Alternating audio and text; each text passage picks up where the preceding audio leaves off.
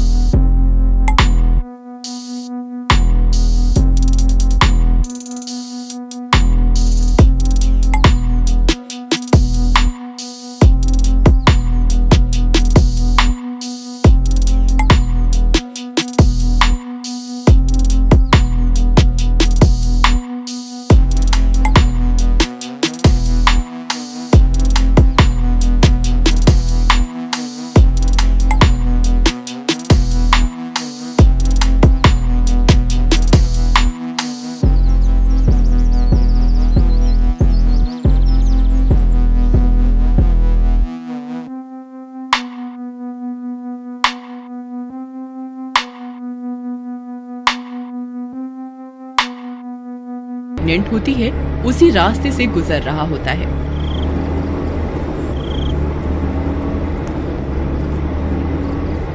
उस रास्ते पर एक बोर्ड लगा होता है, रात में इस रास्ते से जाना सख्त मना है, लेकिन रोहन उसे नजरअंदाज कर देता है और आगे बढ़ जाता है। तभी उनकी गाड़ी का टायर फट जाता है। अरे ये क्या, लगता है गाड़ी का टायर फट गया है। ये तो बहुत ही बड़ी गड़बड़ हो गई। मेरे पास तो दूसरा टायर भी नहीं है, अब क्या करूं? अरे अरे जल्दी कुछ कीजिए ना, मेरा दर्द बढ़ता ही जा रहा है, मुझसे और बर्दाश्त नहीं होता, जल्दी कीजिए ना। सीमा, मेरे पास दूसरा टायर नहीं है, हॉस्पिटल पास में ही है, चलो हम पैदल ही चलते हैं। फिर वे दोनों सुनसान रास्ते में पैदल चलने लगते हैं।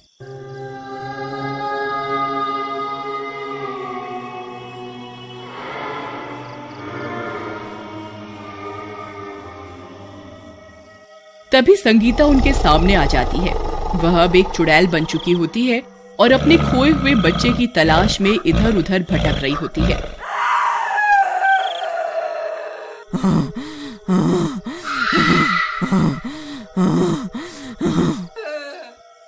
चुड़ैल को देखकर उन दोनों की हालत खराब हो जाती है। अरे मर गए रे, ये चुड़ैल कहाँ से आ गई? हाय रे, अब क्या करें सीमा?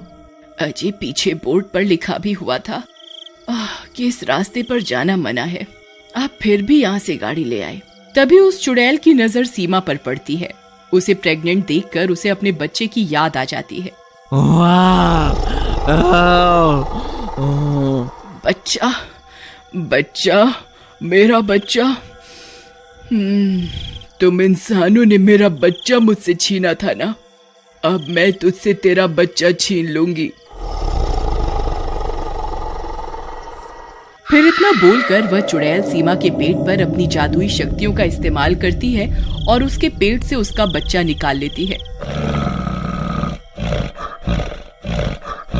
अरे मर गए रे, हाय रे, बहुत दर्द हो रहा है जी, कुछ कीजिए ना, अरे मर गई रे।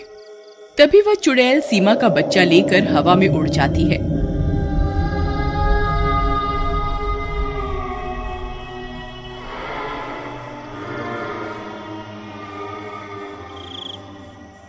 सीमा वहीं बेहोश हो जाती है। सीमा, तुम ठीक तो हो ना? सीमा, उठो सीमा, हे भगवान, मुझे इसे अभी हॉस्पिटल ले जाना होगा। फिर रोहन उसे उठाकर किसी तरह हॉस्पिटल पहुंच जाता है और किसी तरह उसकी जान बच जाती है। फिर कुछ दिनों के बाद, अजी कुछ भी कीजिए, मुझे मेरा बच्चा वापस ला कर दो, मैं अपने बच्चे के बिना नहीं जी सकती। तुम घबराओ नहीं सीमा, हम आज ही उस गांव में चलेंगे जहां ये हादसा हुआ था।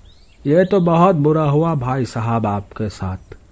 हम गांव वालों ने ये चेतावनी का बोर्ड भी लगाया हुआ था, लेकिन फिर भी आप उस रास्ते पर चले गए।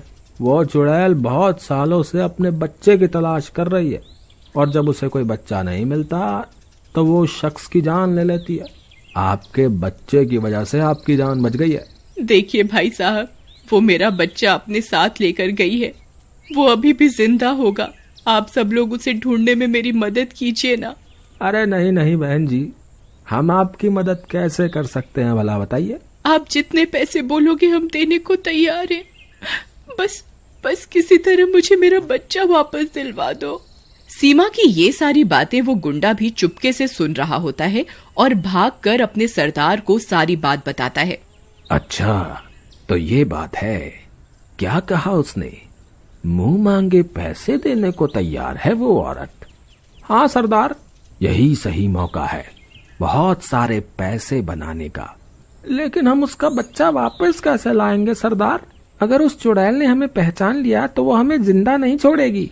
तुम उसकी चिंता मत करो, जाओ और पता लगाओ हमने उस बच्चे को किसे बेचा है। जाओ और उस बच्चे को वापस लेकर आओ। फिर वे गुंडे जाते हैं और उस चुड़ैल के बच्चे को वापस लेकर आ जाते हैं। फिर वे लोग रोहन के घर जाते हैं और उन्हें बोलते हैं कि वे उनका बच्चा वापस दिलवा सकते हैं। भाई साहब, हम आपको अपनी सारी दौलत देने को तैयार हैं, बस आप हमें हमारा बच्चा वापस दिलवा दो। ठीक है, मेरे पास एक तरकीब है। तुम्हें आज रात को ही उसी रास्ते पर जाना होगा। ठीक है, मैं तैयार हूँ। फिर रात होने पर वे गुंडे रोहन और सीमा के साथ वहाँ पहुँच जाते हैं। अंकल, आप मुझे कहाँ ले जा रहे हो? तुम्हारी मम्मी के पास बेटा। ज्यादा शोर मत मचाओ, चुपचाप चलते जाओ। सरदार चुड़ैल हमें देखते ही अपना शिकार बना लेगी। हम अब और आगे नहीं जा सकते। तुम ठीक कहते हो। देखो भाई साहब, अब यहाँ से आगे आपको ही जाना होगा। फिर रोहन और सीमा उस बच्चे को अपने साथ लेकर आगे की ओर चल देते हैं। कुछ ही दूर चलने पर उन्हें अजीब अजीब सी आवाजें सुनाई देने लगती हैं। अजी, मुझे लगता है वो चुड़ैल यहीं कहीं है। कहीं ऐसा ना हो वो हमें देखते ही मार दे और अपनी बात कहने का मौका ही ना दे। तुम सही कहती हो सीमा, इससे पहले वो चुड़ैल हमें ढूंढे, हमें उसे ढूंढना होगा। देखो बेटा, आपकी मम्मी यहीं कहीं है, आप उन्हें आवाज लगाओ ना। अंकल, मेरी मम्मी कहाँ है? मैं तो उन्हें पहचानता भी नहीं।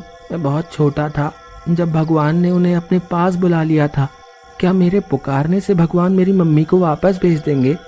बोलो ना अंकल। बच्चे की बातें सुनकर सीमा की आंखें भर जाती हैं। फिर वो बच्चा अपनी माँ को पुकारता है। माँ, आप कहाँ हो माँ? देखो मैं आ गया। आप कहाँ हो? उस बच्चे की आवाज सुनकर वो चुड़ैल वहाँ पहुँच जाती है। अपने बच्चे को देखकर चुड़ैल खुश हो जाती है, लेकिन चुड़ैल का डरावना रूप देखकर बच्चा सीमा से लिपट जाता है।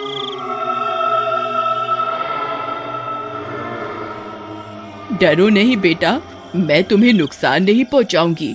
तुम मेरे बेटे हो। चुड़ैल जी, मैं भी एक माँ हूँ। जिस तरह आप अपने बच्चे के लिए तड़प रही हो, उसी तरह मैं भी अपने बच्चे के लिए तड़प रही हूँ। कृपा करके मेरा बच्चा वापस कर दीजिए। मुझे माफ कर दो। मैं अपने बच्चे की तड़प में अंधी हो गई थी और मासूम लोगों की जान ले रही थी, लेकिन बस अब और नहीं। आओ मेरे साथ, मैं तुम्हें तुम्हारे बच्चे से मिलवाती हूँ। फिर चुड़ैल उन्हें एक गुफा में लेकर जाती है, जहाँ उनका बच्चा उन्हें मिल जाता है। अपना बच्चा पाकर सुमन खुशी से फूली नहीं समाती, लेकिन वह बच्चा उदास होकर पीछे खड़ा हो जाता है।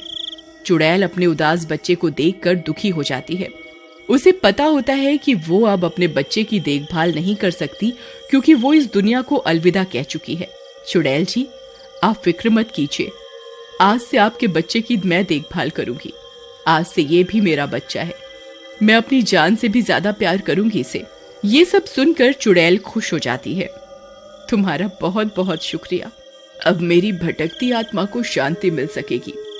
फिर इतना बोलकर वह चुड़ैल हमेशा हमेशा के लिए चली जाती है और सीमा, रोहन अपने दोनों बच्चों के साथ खुशी खुशी रहने लगते।